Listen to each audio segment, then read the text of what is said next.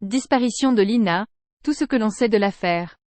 Les recherches et les battues citoyennes n'ont pour le moment pas permis de retrouver Lina, 15 ans.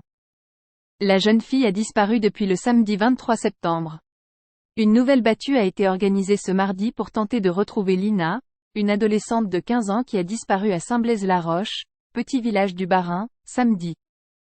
Environ 380 personnes ont répondu à l'appel, mais les recherches restaient vaines, malgré d'importants moyens mis en place. Ce mardi, la battue s'est tenue près d'un étang de pêche à la sortie du village de 250 habitants, à côté de la petite route que devait emprunter la jeune fille pour aller à la gare samedi, afin de rallier Strasbourg et d'y retrouver son petit ami. C'est ce dernier qui a donné l'alerte. Répartis dans différents groupes, les volontaires ont arpenté les environs, champs en bordure de la rivière La Bruche, zone forestière plus escarpée ou talus en bordure de la voie ferrée, dans ce village au pied du massif des Vosges. La mère, très affectée, et le père de Lina ont participé à la battue. Celle-ci était encadrée par 35 gendarmes, accompagnée d'équipes cynophiles et d'un hélicoptère. Elle a pris fin vers 13h30, les gendarmes remerciant les volontaires et les renvoyant chez eux. Les autorités n'ont pas su dire dans l'immédiat si d'autres recherches seraient organisées ultérieurement. Une conférence de presse ce mardi.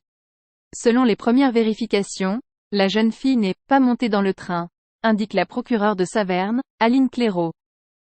L'adolescente n'était pas connue pour avoir fugué jusqu'alors, d'après les premières auditions, indique la magistrate.